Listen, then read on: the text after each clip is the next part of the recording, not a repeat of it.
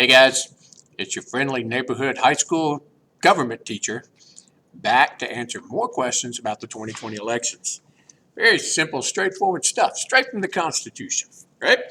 So right after posting, within minutes of posting that YouTube video about how the Electoral College works and about how you can't cheat in the election, you can cheat in the states.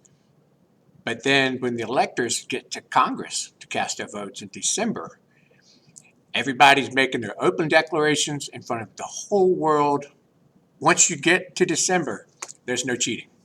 It's the best system on the planet. Immediately, someone sent me an email saying, hey, so is it possible that Biden could win the presidency and then step down and make Harris the president? Excuse me.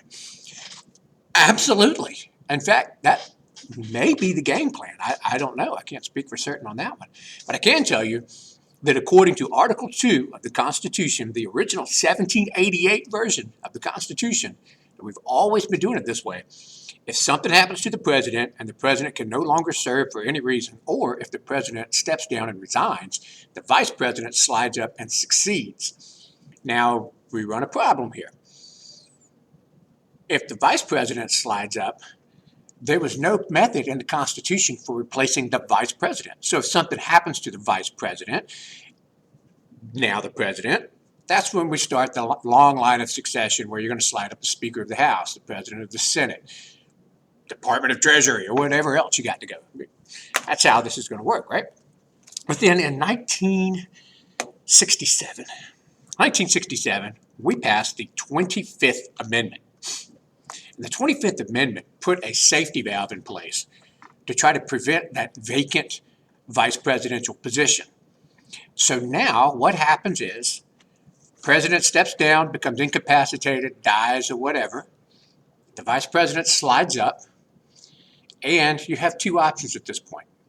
They can become acting president, which means they have a 4-day term where they run the country as a president with all the powers and duties and functions to give the president a chance to come back. Because what happens if the president, just say in the case of Ronald Reagan, was getting surgery, was going to be put under? What if the Russians attacked while Ronald Reagan was knocked out from general anesthesia? Well, luckily, the 25th Amendment allowed for H.W. Bush, the vice president, to be acting president for the 4 hours that Ronald Reagan was under anesthesia. Twice under George W. Bush, Dick Cheney acted as president for a grand total of, again, about 4 hours total, while W. Bush was incapacitated. And then when he comes out, he submits in writing, hey, I'm back, I'm fully functional. He gets his job back, right?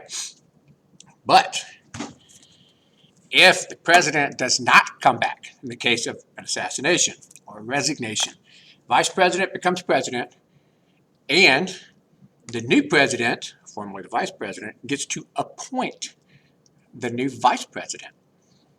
We saw this under Richard Nixon. Richard Nixon's vice president, Spiro Agnew, resigned to try to prevent Richard Nixon from getting impeached. He took all the blame and he quit. So Richard Nixon, president, appoints Gerald Ford vice president. Richard Nixon resigns. Gerald Ford, vice president, unelected by the people, moves up to president. He appoints Rockefeller as vice president. We now have a vice president Rockefeller and a president Ford, neither one elected by the people, but thanks to the 25th Amendment, they slide up into the presidency. This new vice president who gets appointed by the president must get a simple majority approval from the House of Representatives and the Senate. Doesn't have to be a supermajority or anything like that. Simple majority, and we can slide this person up. Now wait, it gets even more fun. What if the theories of Joe Biden with dementia or whatever are in rapid decline? What if they're true? Well, the 25th Amendment provides that the vice president, if they suspect that the president cannot fulfill their job competently, can hold like a little mini coup. If they can get the cabinet to back them up, they can announce that the president is no longer capable and get a 4-day acting president established And the president has 4 days to prove in writing to Congress that they are still competent and still capable. If they cannot do this, then Congress has the option of removing that president and letting the vice president be the new president.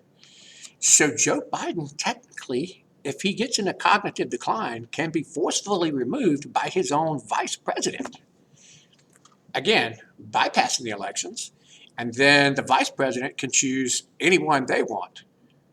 The new president can choose a new vice president. So technically, Harris could choose Hillary Clinton as the vice president. And we all know what's going to happen after that, right? Harris will suddenly commit suicide and Hillary Clinton is the president. She'll probably appoint like her husband vice president because he's still got 2 more years of eligibility left. And no, I'm just kidding. At that point, it just gets conspiracy theorist heaven and it's just a lot of fun.